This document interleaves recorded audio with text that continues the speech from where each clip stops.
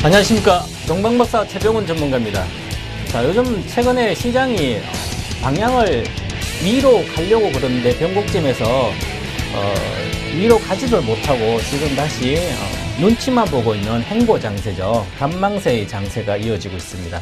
자, 이제 왜 그러냐면 내일 이제 삼성전자 2분기 잠정 실적이 발표가 됩니다. 그래서 영업이익이 8조 이하가 나올 걸로 보이는데 예상대로 영업이익이 나오면 악재는 거의 다 이제 주가에 반영됐기 때문에 내일부터 어느 정도의 시장이 이제 바닥을 찍고 반등할지가 결정될 걸로 보입니다. 그래서 지금 이제 코스피 지수가 잘 안 가는 게 이유가 있습니다. 그게 바로 1분기 실적이 어닝 시즌이 임박돼 있는데 거래소의 대형 우리나라에 대표하는 대기업들이 실적이 생각보다 개선이 되고 있지 않죠. 그래서 지수도 쉽게 가지를 못하고요. 그런데 지금 중요한 것은 시장에서 종목에 대한 어떤 매매가 특히 수급도 그렇고요. 기관과 외국인들도 괜찮은 실적도 괜찮고 성장이 임박해 성장하는 종목들 위주로 집중되고 있습니다. 그래서 그런 위주로 매매를 계속하면 어느 정도의 추세가 나오면 그때부터는 대형주를 좀 많이 매매하시면 될 것 같고요. 이 시간을 통해서 동방박사가 계속 강의도 시켜드리고 좋은 종목도 소개시켜드리고 있죠. 그래서 이 종목 제가 소개시킨 종목 위주로 대형주를 매매하시면 안전하면서 수익을 낼 수가 있습니다. 그래서 오늘 또 변함없이 이 시간에 한 20분 동안 강의를 해드리고 그 다음에 또한 종목 기존에 제가 소개시켜드린 종목에 대한 리뷰 그 다음에 신규 종목 추천까지 해드리겠습니다. 잠시 후에 계속 하도록 하겠습니다.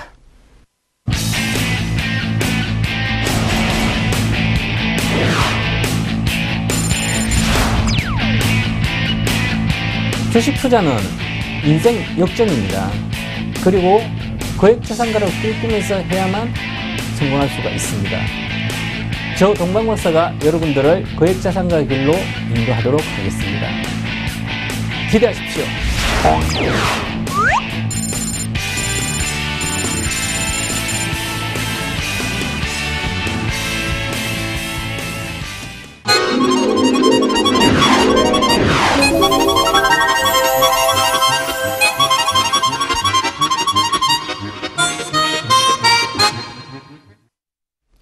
네, 지금 이 시간 항상 월요일 이 시간에는 제가 강의를 해드리고 있죠. 반드시 주식 투자에 매매할 때 알아야 되는 차트의 이해와 활용, 기본적인 차트 이해와 활용인데 실전에서 바로 필요한 겁니다. 그래서 제가 계속 해드리고 있고요. 오늘은 어느 정도 차트 이해와 활용의 마지막 단계고 다음 주부터는 제가 어디에서 매수와 매도의 급소를 알려드리는 시간을 갖도록 하겠습니다. 자, 지금까지 첫 시간에 캔들 배웠죠.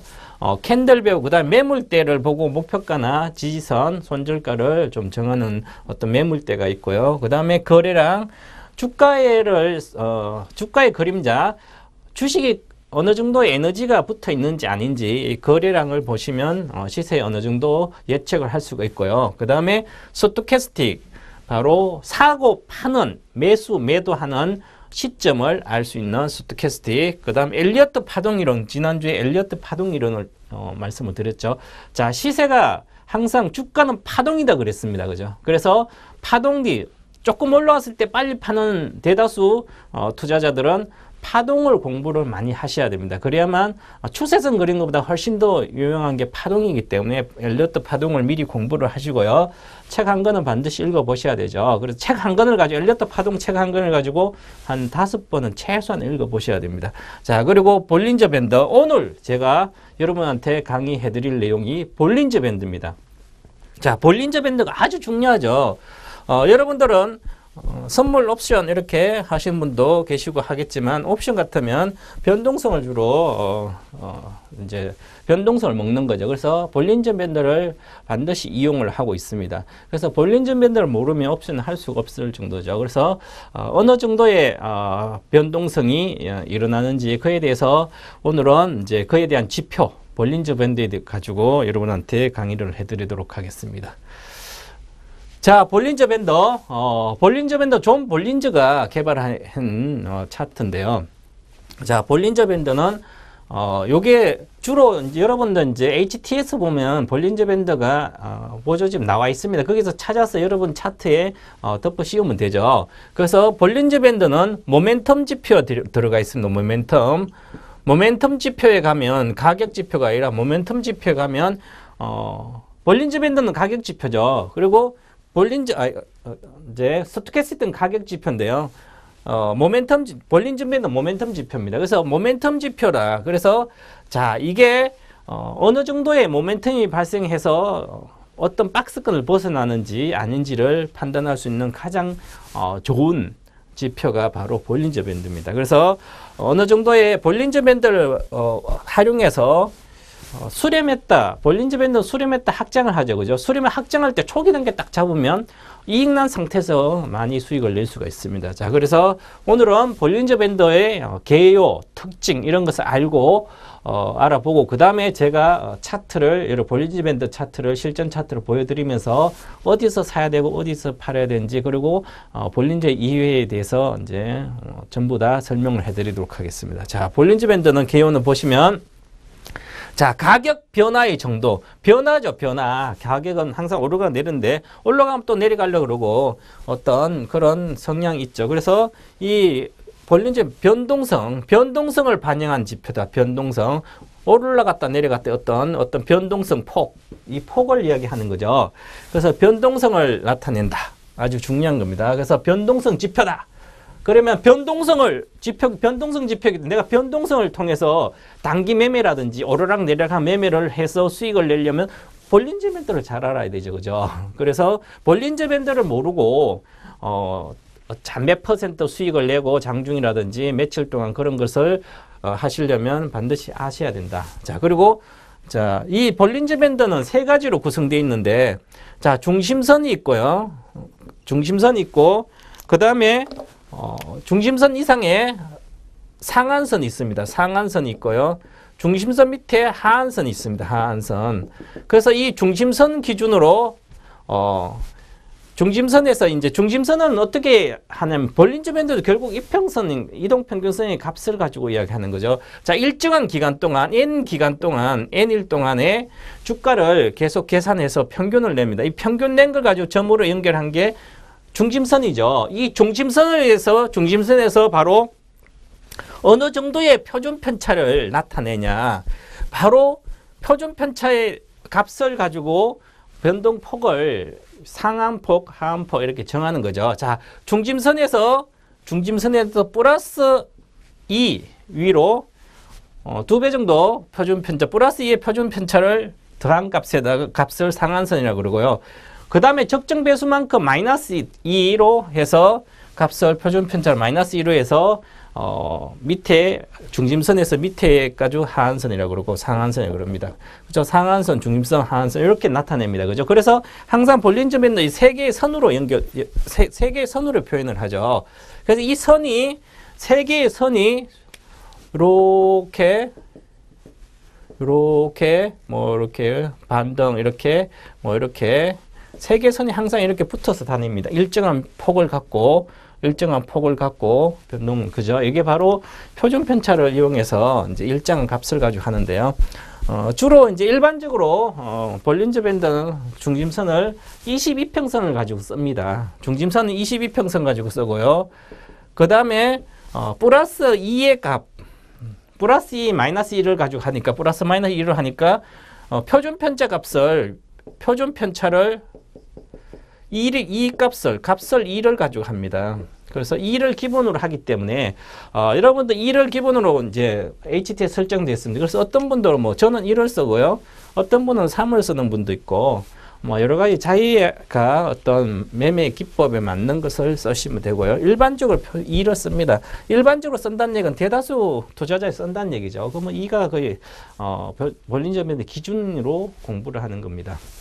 자, 그래서 주가의 변동성을 측정하여 일정한 범위 내에 주가가 머물 확률이, 자, 주가가 중심선이 있고 상한선이 있고 그 다음에 하한선이 있으면 이 주가라는 것은 항상 올라갔다가 내려가더라도 이 상한선과 하한선 사이에 여기에 있을 확률이 거의 94.8% 정도, 95.4% 정도, 거의 이렇게 존 볼린저가 통계를 내보니까 95.4% 정도가 이 박스권 안에 머물더라. 그래서 이 박스권 안에 머무니까 결과적으로 매매는 어떻게 하죠? 박스권 상단에 오면, 박스권 있으면 하한선 있으면 상한선에 오면 팔고, 하한선 사서 상한선 팔면 되는 거죠. 이렇게 해서 볼린저 밴드를 주로 이용합니다. 그래서 주가의 평균값을 중심으로 플러스 마이너스 1을 해서 표준 편차를 해서 박스권을 만들어서 그 안에서 매매하는 기법이죠. 볼린저 밴드는. 자, 그리고 볼린저 밴드의 특성을 한번 보게 되면 특성을 잘 아셔야 되는데, 보시면 상한선, 하한선 간의 폭이 좁아지면, 상한선, 하한선이 폭이 좁아지고 있어요. 좁아져 있을 때 수렴했다는 거죠. 수렴. 좁아지면 수렴. 수렴하면 주로 이건 변동을 이야기해. 수렴했다가 또 확산을 합니다. 수렴과 확산을 반복합니다. 이 볼린저 밴드는. 수렴과 확산을 반복하기 때문에 수렴했을 때 주가가 만약에 폭이 좁아져 있을 때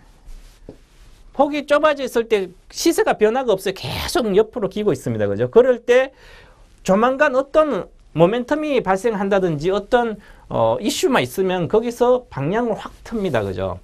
그래서 확산을 하는 거죠. 그러면서 확산하면 또 일정한 범위를 가지고 올라가기도 하고 내려가기도 하고 그러죠. 그래서 여기 폭이 좁아지면 가격 변화가 일어나기 쉽다. 기본적인 내용이죠. 그리고 주가가 밴드의 밖으로 움직이는 경우는 현 추세의 지속을 의미한다. 박스권에 주가가 있다가 이렇게 주가가 있다가 박스권을 상한선을 벗어났습니다. 주가가. 그럼 이건 상승 추세로 갑니다. 그리고 박스권을 해서 하단으로 내려갔어요. 하락 추세로 가는 거죠. 그래서 이 추세의 지속을 이야기하는 거죠. 박스권 벗어날 때. 그래서 볼린저 밴드의 범위를 벗어났을 때 일정한 범위가 있죠. 그 범위를 벗어날 때 위로 벗어났는지 밑으로 벗어난지에 따라서 주가가 어느 정도 추세를 유지하고 가는 어떤 경향이 있습니다. 그래서 박스권 돌파를 했을 때 사게 되면, 물론 박스권 상단에 사가지고 또 가다가 못 가면 손실이 크겠지만 추세를 보시고 전체 모멘텀 보고 박스권을 벗어나면 오히려 그때 매매의 포인트로 잡을 수가 있는 겁니다. 그리고 상한선이나 하한선 중 어느 한쪽으로 주가가 움직인 이후에는 항상 다른 한쪽을 방향을 향해서 주가가 움직이는 경향이 있다. 이 말은 무슨 말이냐면 결국은 주가라는 것은 존 볼린저가 기본적으로 통계를 내보니까 주가는 올라가면 여기 있을 때 상한선에 가 있으면 주가는 반대편 하한선이 있죠. 주가는 내려가려고 그러고요.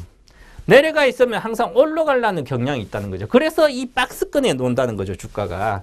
이게 볼린저 밴드의 기본적인 정의입니다. 이게. 그래서 그런데 중요한 것은 우리는 실전에서 이렇게 정의를 알고 있을 때 매매는 어떻게 하냐? 그러면 매매는 밴드의 등락폭이 좁아질수록 좁아졌다. 그러면 주가의 변화가 높다 그랬죠. 그러면 등락폭 안에서 장기간 또 머물수록 주가의 변화 가능성이 높다.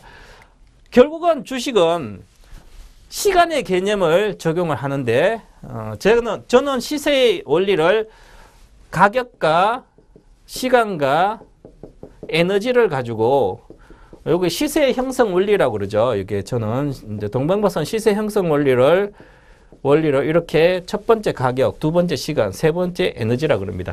그러면 이 얘기가 뭐냐면 가격이 쌀 때 사놓고 기다리면 돼요. 중소형주 예를 들어서 제가 중소형주 잘한다. 그러면 회사 내용도 잘 알고 분석도 해서 주가가 싸고 있어요.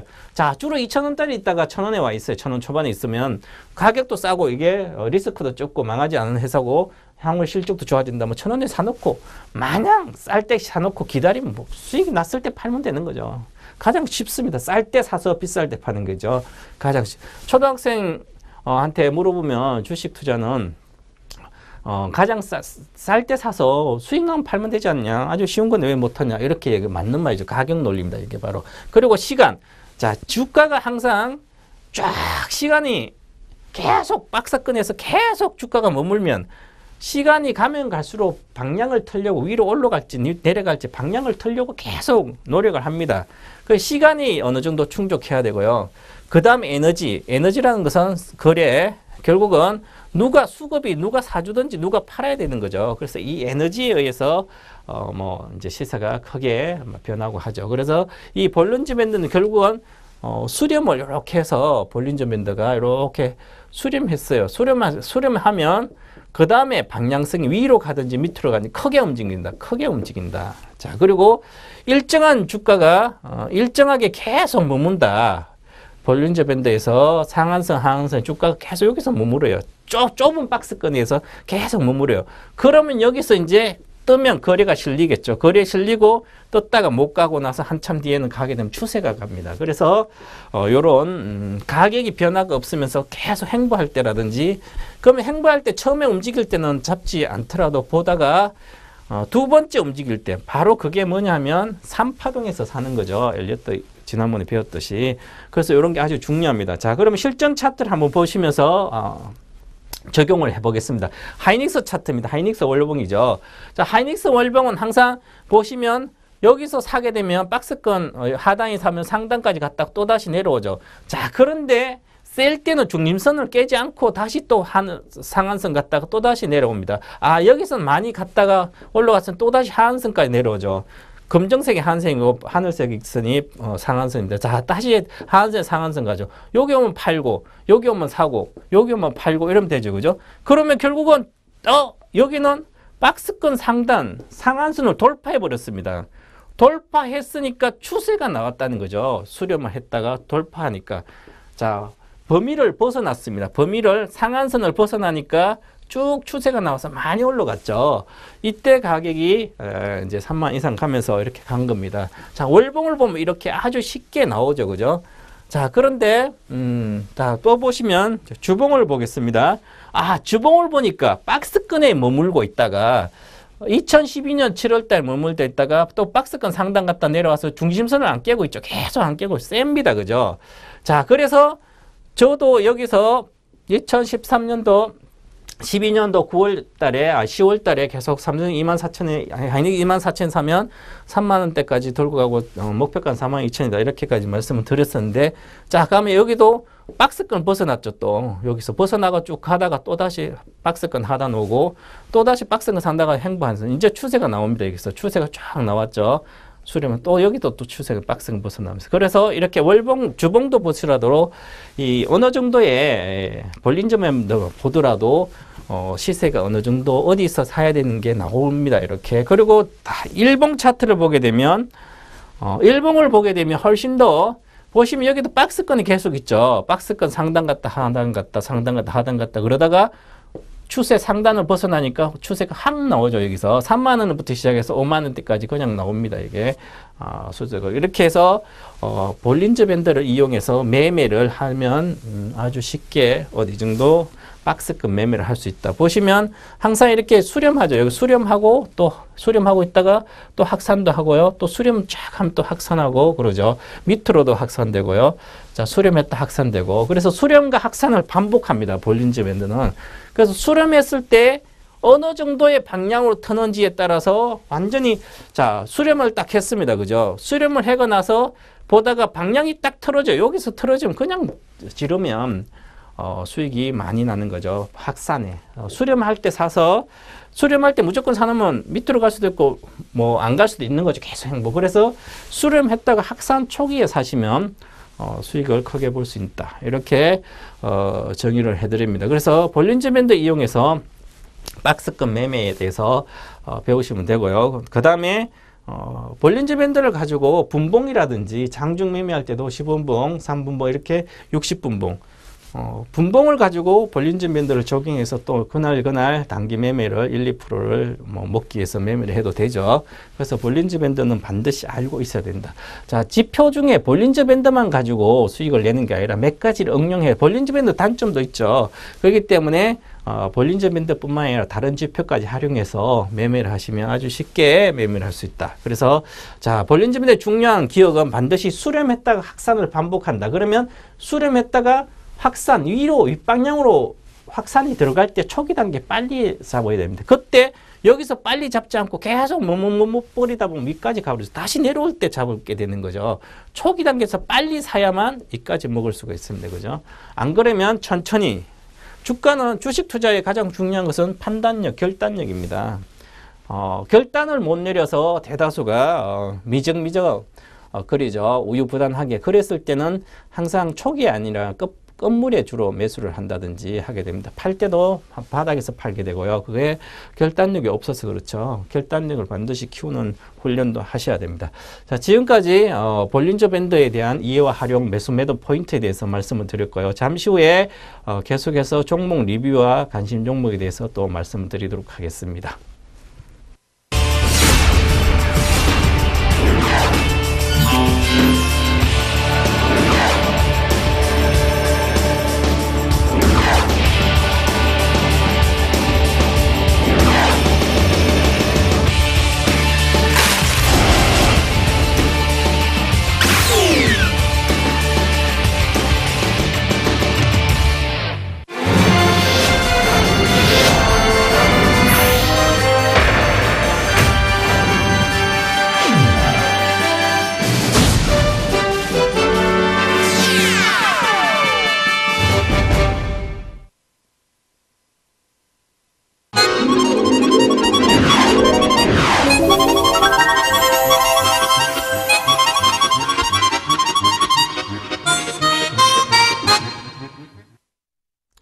네, 제가 지금까지 5월 12일부터 제가 방송했나요? 그래서 매주 이 시간에 월요일 날 6시 이 시간에 여러분한테 종목을 계속 소개시켜 드리고 있는데 매주 3종목씩 소개시켜 드리고 있는데 그동안 소개시켜 준 종목 중에 목표가 가서 매도한 것도 있고요.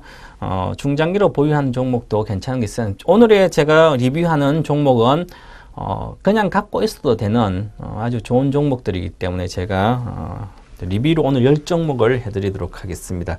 자, 오늘 리뷰와 투자 의견에서 목표가 갔다가 다시 내려왔다가 이제 계속 사도 뭐 이익 났다가 내려오고 이런 경우도 많이 있지만요. 보시면 오늘 이제 제가 먼저 처음에 추천한 게 첫날 제가 방송하면 처음으로 추천한 게 KT뮤직이었죠. 그래서 4,600원 매수가인데 4,500원대 오면 사면 된다 그래서 4,600원 매수하고 지금 현재가로 오늘 종가 기준 했을 때 수익률이 17% 보유고요.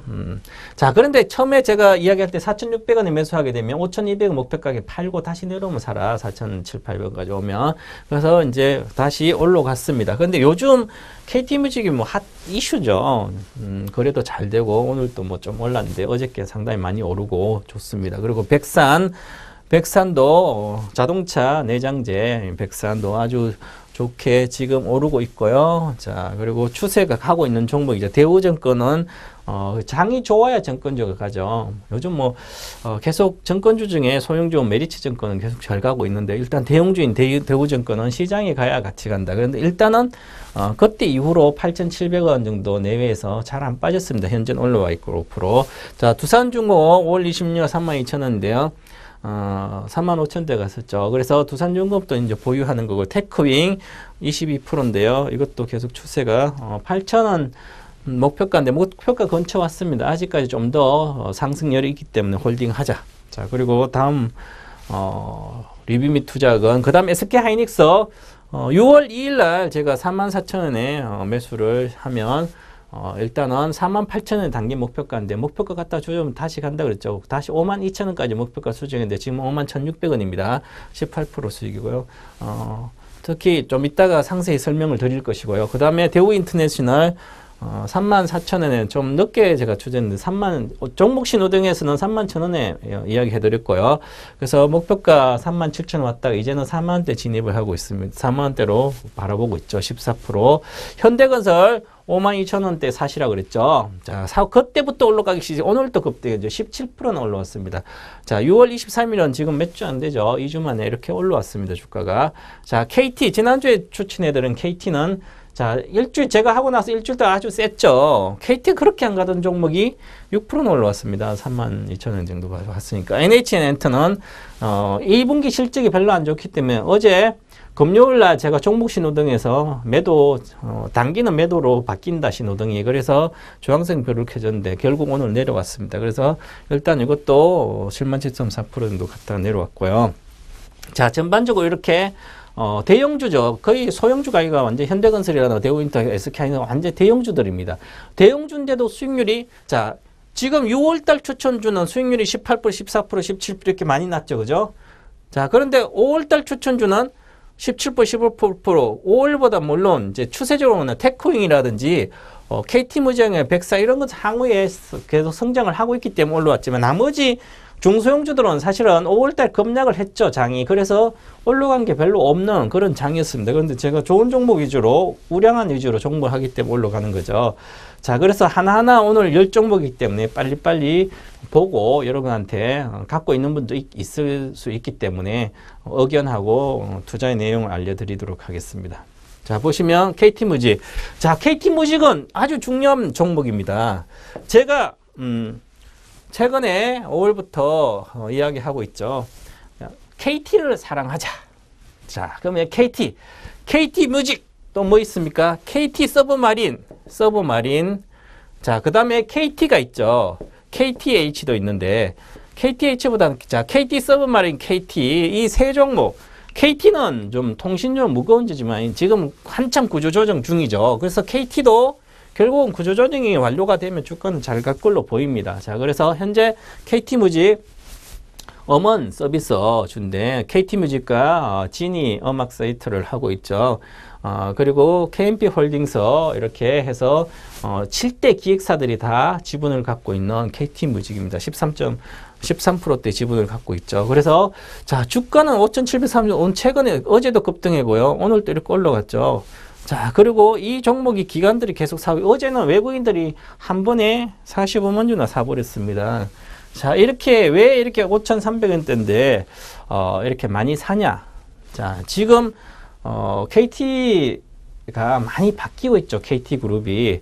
자, KT가 통신 위주의 선택과 집중 전략을 하고 있고 나머지 계열사들은 자회사들 많이 매각을 한다든지 하고 있죠. 그래서 통신 쪽에 집중하면서 KT무직은 KT 통신과 접목을 해서 여러 가지 서비스, 콘텐츠의 질을 향상시키는 그런 전략으로 가고 있습니다. 그래서 향후에 결국은 경쟁력은 통신도 마찬가지지만 안에 얼마나 양질의 컨텐츠 서비스를 제공하느냐에 따라서 결과는 완전히 달라집니다. 그래서 KT뮤직이 현재 여러 가지 이제 다양한 서비스를 하고 있고요. 그 다음에 올해 1월보다는 지니 음악 사이트 같은 경우에 체류 시간 250년 시간으로 상당히 100% 이상 증가, 200% 이렇게 증가하고 있습니다. 그래서 기존에 멜론이 1위였는데 이게 2위로 올라오면서 2위까지 올라왔습니다. 그래서 치고 올라오고 있어서 아주 성장을 하고 있다. 올해는 실적이 뭐 그렇게 별론데요. 내년부터는 본격적으로 성장한다. 올해는까지 비용이 많이 나가기 때문에 그렇고요. 그래서 모양도 좋죠. 잘 가고 있습니다. 잘 갖고 가시고요. 자, 그래서 목표가는 단기적으로 5,500원에서 7,800원이고요. 중장기적으로 한 7,500원 정도까지만 보시면 될 것 같습니다. 자, 백사는 자동차 인테리어 내장을 하고 있는데요. 이쪽에서 이제 결국은 백산도 주가는 계속 우상향하고 있죠. 그래서 현재 기간 는 계속 어느 정도 사고 있는 상태고요. 그래서 주가는 현재 이런 모습이지만 매물대에 갇혀 있죠, 현재. 그래서 이 매물대로 돌파하면 시세는 잘 날 거로 보이기 때문에 아직까지 적정한 주가까지 가려면 좀 더 상승을 해야 된다, 이렇게 말씀을 드리겠습니다. 자, 그리고 대우증권, 정권주죠. 정권주가 과연 갈까, 그런 생각을 여러분들 많이 하시죠. 정권주가 정권업 자체에서 보시면 1분기 실적이 생각보다 괜찮게 나왔죠. 그런데 이제 2분기도 실적이 그냥 무난하게 나올 걸로 보입니다. 그래서 1분기 대우증권이 가장 잘 나왔고요, 대형사 중에서는. 그래서 자, 이것도 마찬가지로 기술적으로 주봉이 위에 하늘선 이상에 이렇게 돌파를 한 상태입니다. 그래서 이제 지수가 2060, 70, 80 이렇게 가게 되면 이 종목도 드디어 만원대로 가지 않겠나, 이렇게 말씀을 드립니다. 지금 9,010원인데요. 그래서 이런 것은 사가지고 매매를 잘 안 하신 분들은 뭐 8,000원, 제가 8,600원 사라고 했죠. 사면 기다리면 쭉 되는, 시세는 그렇게 장 2,100포인트 이상 가벼워요. 물론 여기서도 1, 20%가 나오겠지만 수익률이 아직까지는 그런 장을 기대할 수가 없기 때문에 그렇더라도 수익 난사 잘 들고 가시면 된다. 자, 그리고 두산중공업은 아직까지 큰 모멘텀은 발생하고 있지 않지만 자산 가치, 밸류에이션 가치로 보면 저평가되어 있다. 그래서 어느 정도 지금 현재 PBR 0.8배 정도 되는데요. 어느 정도 추세적인 상승은 조만간 나오지 않겠나 이렇게 보이고요. 그렇게 매력적인 종목은 아닙니다. 하지만 바닥권이 있기 때문에 관심 있게 보셔도 된다. 이렇게 말씀드리겠습니다. 자, 다음 종목은 자, 테크윙이죠. 자, 테크윙은 반도체 양질과 불량품, 양품과 불량품을 구분하는 핸들러 업체입니다. 핸들러 업체인데 반도체 메모리 반도체 제품을 이제 손처럼 이렇게 양질, 불량품 이렇게 구분하는 건데 이제 테크윙 왜 이렇게 주가가 잘 가냐? 그러면 이제 성장성이 있어야 되죠. 항상 주식에 가려면 중소형 성장성은 바로 비메모리 반도체다. 메모리 반도체에서 MS의 거의 50% 차지하지만 이제 비메모리 반도체에서도 이제 핸들러 제품이 본격적으로 매출 인식되고 있기 때문에 이제부터 그래서 전체적인 계속 추세 상승이 나올 걸로 보이고 이 8680은 작년 5월 20일 날 고가인데 이 고가를 지금 현재 7700원 다 돌파할 걸로 보입니다. 왜냐하면 이때보다 훨씬 더 큰 매출과 수익이 나오기 때문에 그렇죠. 앞으로 특히 내년에 더 성장하는 그런 종목이다 이렇게 말씀드리고요. 자, SK하이닉스. 자, 여러분들 가장 이제 아쉬운 종목들이 SK하이닉스죠. 대다수 분들이. 자, SK하이닉스는 여기 2013년 7월 달에 주가가 3만 내외에 있다가도 지금 현재 51,700원 이렇게 와 있죠. 그죠? 이만큼 주식이 많이 올라왔습니다. 그죠? 자, 그런데 가장 중요한 것은 기본적인 전제 조건은 대형주는 항상 실적입니다. 실적이 나와야만 주식이 간다. 그러면 실적이 그래서 실적이 어떻게 되는지 이 실적이 우상향해야 됩니다. 우상향.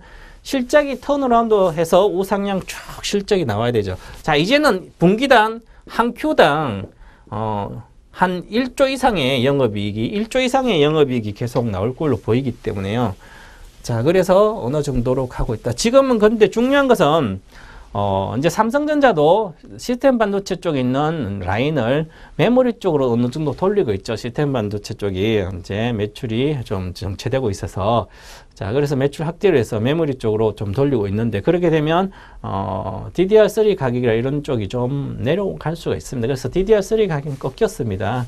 꺾였는데 영업이익은 아직 안 꺾이고 얘들은 그래서 지금 현재 이 종목은 수급에 의해서 외국인입니다.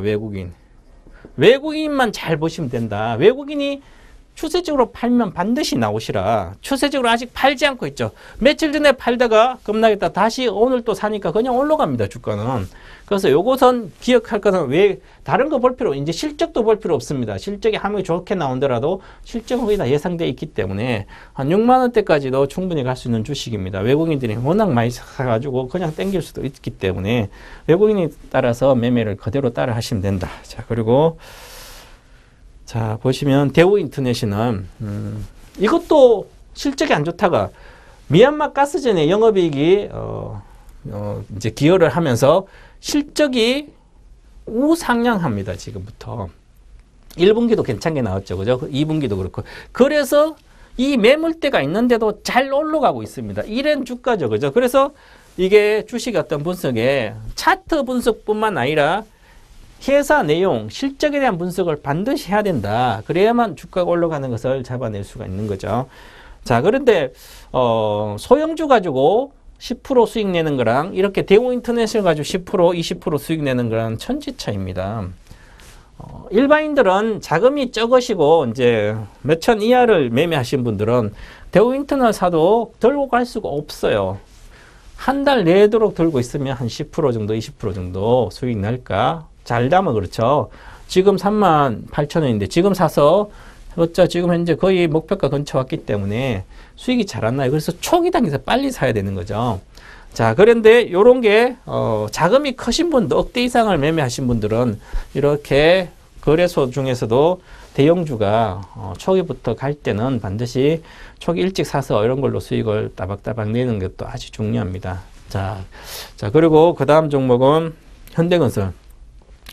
자, 현대건설을 보시면 주가란 것은 항상 어떤 공변량의 법칙이 있는데 특이성이 있습니다. 자, 보세요. 제가 금방 나중에 이제 가르쳐 드릴 건데, 얘는 이 현대건설 올라가면 급등을 몇 번 합니다. 이렇게.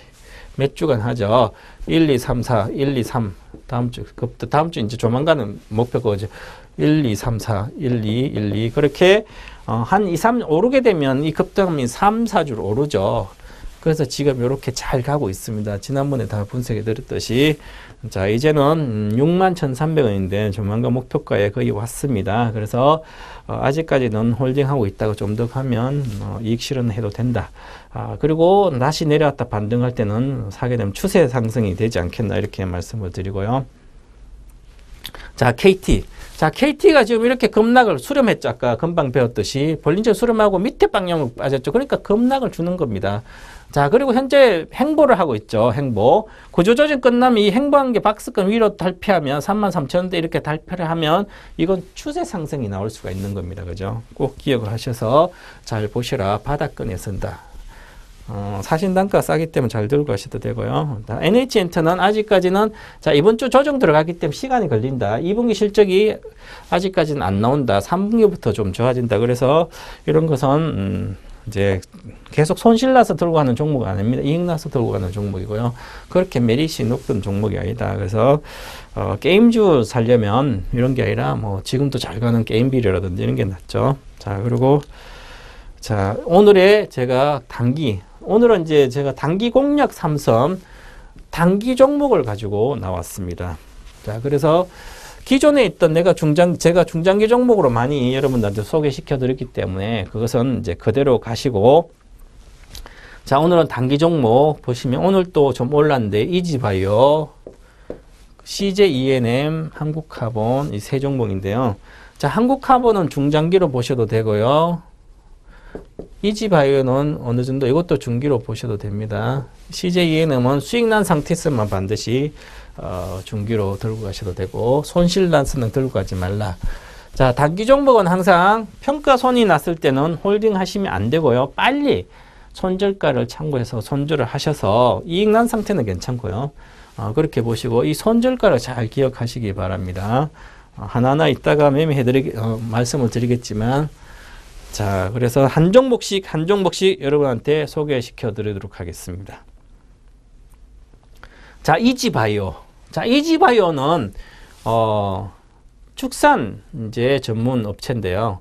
자, 종합 축산 회사죠. 이 회사는 양돈과 양계 요렇게 양대 축을 갖고 있는 회사입니다. 이지바이오가 지주사인데요. 양동, 돼지, 양계, 닭 이 두 개를 사업축을 갖고 이렇게 회사를 M&A를 해서 많이 인수해가지고 마니크도 인수하고 이렇게 해서 많이 인수해가지고 같이 이렇게 이지바이오가 수직 계열화를 많이 시켜놓은 축산 회사입니다. 종합 축산 회사고요. 자, 그래서 이 종목이 과연 매출을 어디에서 올리나 이렇게 보면, 자, 사료와 첨가제가 49% 비중을 차지하고 매출 비중에, 그 다음에 중요한 게 가금, 육계 쪽에 32%를 차지합니다. 닭 있죠. 닭 쪽에 32%고, 사료나 첨가제가 49%다. 그러면 양돈 있죠. 양돈 6%밖에 안 되죠. 그죠? 그래서 양돈보다 닭고기 훨씬 더 매출이 크다. 그리고 도축과 가공은 12%고요. 도축과 가공육, 가공에 대한 것도 있지만, 보시면 특히 사료와 첨가제. 그래서 사료, 이 첨가제가 이쪽 분야에서 실적이 잘 나와야 된다. 그러면 현재 보시면, 자, 그동안 이제 국제 곡물가가 많이 하락했었죠. 그래서 옥수수나 곡물 가격이 하락했습니다. 그동안. 그래서 하락했는 상태에서 환율까지 하락을 했죠. 그럼 수입을 하게 되면 더 싸게 들어가죠, 원가가.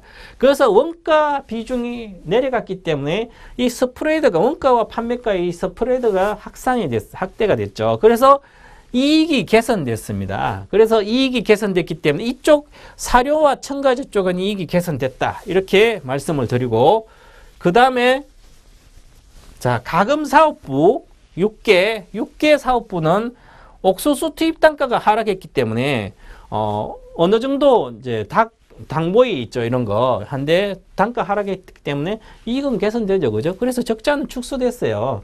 그런데 중요한 게 또 있죠. 이 공급과 수요가, 가격은 항상 공급과 수요의 어떤 법칙에 의해서 일어나는데, 자, 그러면 결국은, 자, 공급이, 이제 6개의 공급이 늘어나면 가격은 싸지겠죠. 그죠? 그래서 지금 상반기에 돼지고기 값이 많이 올라가면서 닭을 많이 생산을 많이 키우게 됐습니다. 그래서 하반기에는 닭이 공급이 많이 됩니다. 그래서 육개가 공급이 많이 되면 결국은 육개 가격이 떨어질 수밖에 없는 거죠. 수요는 일정한데 수요를 갑자기 대다 수요가 10이라면 갑자기 뭐 닭값이 싸진다고 수요가 10으로 12로 막 늘고 이러지는 않습니다. 그죠? 그래서 가격이 공급이 늘어나니까 수요는 그대로이기 때문에 결국은 이제 마진율이 축소된다. 그래서 이 가금 사업부는 하반기에 결국은 지금까지는 이렇게 해서 단가가 옥수수 비용이 절감돼서 사료 비용이 적게 들어가서 결국은 마진이 확대되는데, 그래서 적자가 축소됐지만 하반기에는 이 적자를 계속 축소가 되면 사업이 적자가 아니라 흑자로 돌아설 수 있는데, 아직까지 적자가 계속 될 거다. 올해도 이 가금 사업부가 별로 이제 적자를 계속 냈었습니다. 그동안. 그래서 이 사료 첨가제라는 사료나 이런 도축가 이런 쪽에 이익이 나는 거죠. 그래서 이 회사의 영업이익을 이 순이익을 기준으로 2014년 EPS는 수당 순이익이 600원이죠. 15년 880원이에요. 자, 그러면 지금 현재 7,400원이거든요. 7,400원이니까 지금 현재 PER이 거의 12배가 되죠. 자, 8,800원 정도 가면 PER이 10배죠. 그럼 내년에 주가로 봤을 때 8,800원 갔을 때 이지바이오가 10배밖에 안 되죠. 그렇기 때문에 주가는 추가 상승 여력이 충분히 있다. 이렇게 말씀을 드리는 거죠. 그리고 이 성장성이 결국은 육개와 양동과 양계 이 두 개의 어떤 MS 시장 지배력이 확대되고 있기 때문에 결국 이지바이오는 성장성이 있다. 그렇게 보시면 될 거예요. 자, 그래서 주가가 계속 이렇게 우상향을 하죠. 결국은 여기서 2,000원대에서 이렇게 갔다 또 조정받고 또 가고 있죠. 이게 왜 그러냐면 바로 실적이 좋아지기 때문에 그렇죠. 그래서 실적이 좋아져서 이렇게 올라가고 있다. 자, 그래서 성장은 좀 이어가고 있다. 이렇게 말씀드리고요. 자, 그리고 최근에 외국인들은 결국은 플러스권에 계속 외국인 사놓고 있죠. 이렇게 사놓고 있는데 이제 기관도 최근에 사고 있다. 많이 사고 있죠. 오늘하고 어제도. 그래서 왜냐하면 이렇게 시세가 나는 것은 우상향의 실적을 보여주기 때문에 그렇다는 거죠. 자, 그리고 그래서 매수가는 오늘이 현재가가 7,400원이기 때문에 마이너스 갈 때도 사면 되죠. 항상 주가는 거의 마이너스 갑니다. 장중에는 전일보다는. 그러면 마이너스에 사서 목표가 단기적으로 8,500원, 손절가 7,000원, 손절가만 잘 기억하시면 됩니다. 7,000원만 안 깨지면 갖고 있어라. 이렇게 말씀드리고요. 자, 그리고 여러분 잘 아는 CJ ENM. CJ ENM의 투자 포인트는 바로 2분기 실적이 매출액은 7% 느는데 작년 대비해서 영업이익은 줄어듭니다. 그래서 1분기도 실적이 별로 안 좋았는데 2분기도 그렇게 좋을 걸로 보이진 않아요. 그래서 하반기는 더 좋아지는 보이는데, 그런데 지금 중요한 것은 7월 1일 날 모멘텀이 발생됐죠. PP 사업자, 이 PP 산업발전전략이라는 발전 전략을 미래 창조과학부에서 냈습니다. 그래서 있던 광고 규제도 완화되고요. 세제 감면 방안도 이렇게 해서 전반적으로 이 효과가 나타날 걸로 보이고, 중국 시장에 대한 콘텐츠 공급이 늘어나는 어떤 그런 규제를 하지 않겠나. 그래서 향후에 또한 이제 모두의 마블인가 해서 중국에 또 7월 달에 출시할 걸로 보이는 게임이, 그래서 전반적으로 2분기보다는 이제 3분기부터는 좋아진다. 이렇게 말씀드리고요. 2014년도 EPS는 680원, 15년도 1,000원, 16, 2,000원, 1,200원. 이야, 그러면 2016년도에 EPS가 1,200원이니까 예상이 지금 현재 주가가 47,900원이니까 무지하게 비싸죠. 그죠? 지금 1,000원, 내년 기준으로 1,000원이면 47배, PER이 47배. 비싸죠. 그렇기 때문에, 그렇더라도 이 CJ ENM은, 자, 엔터, 그 다음에 이 방송, 전체적으로 이렇게 다 수직 계열화되어 있으면서요, 향후의 성장 가능성이 아주 크기 때문에 이렇게, 밸류에이션 가치를 이렇게 할증을 받고 있습니다. 자, 그렇고요. 그래서 보시면, 주가는 이제 어느 정도 왔습니까? 51,000원까지 이제 보셨다가 다시 내려오면 사시라. 그래서 기관들은 계속 좀 사고 있는 상태고 외국인은 아직 별로 안 사고 있습니다. 그래서 마이너스 47,000원 목표가 51,000원. 손절가 아주 중요합니다. 45,000원이고요. 자, 그 다음에 한국카본. 한국카본은 여러분도 뭐 많이 들어보셨죠? 본행제 회사. 자, 그래서 2분기에 실적이 또 좋을 걸로 보이는데 이게 바로 LNG 본행제 가점 효과입니다. 동성 하인테크가 그리고 카본 건자재 비LNG 사업부도 개선되고 있어 실적이 좋아지고요. 그 다음에 수주가 그동안 했던 수주가 2,700억인데 18개월 때 1년 반치를 벌써 일감을 확보했고 그 다음에 내년에 일본 조선사에 대규모 본행제 공급할 걸로 보입니다. 그래서 내년에 특히 실적이 더 좋아진다. 그래서 아직까지 주가가 그렇게 고평가 영역은 아니다. 이렇게 말씀을 드리도록 하겠습니다.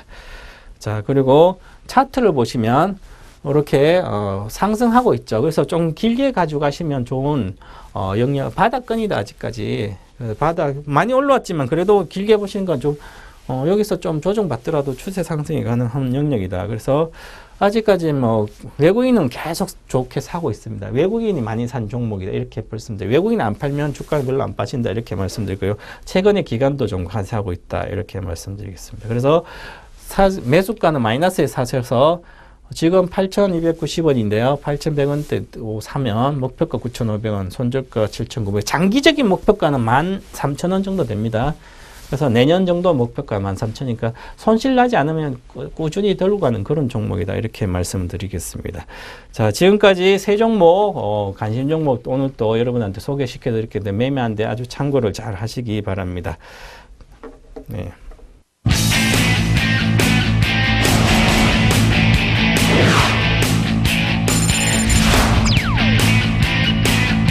주식 투자는 인생 역전입니다. 그리고 거액자산가를 꿈꾸면서 해야만 성공할 수가 있습니다. 저 동방박사가 여러분들을 거액자산가의 길로 인도하도록 하겠습니다. 기대하십시오.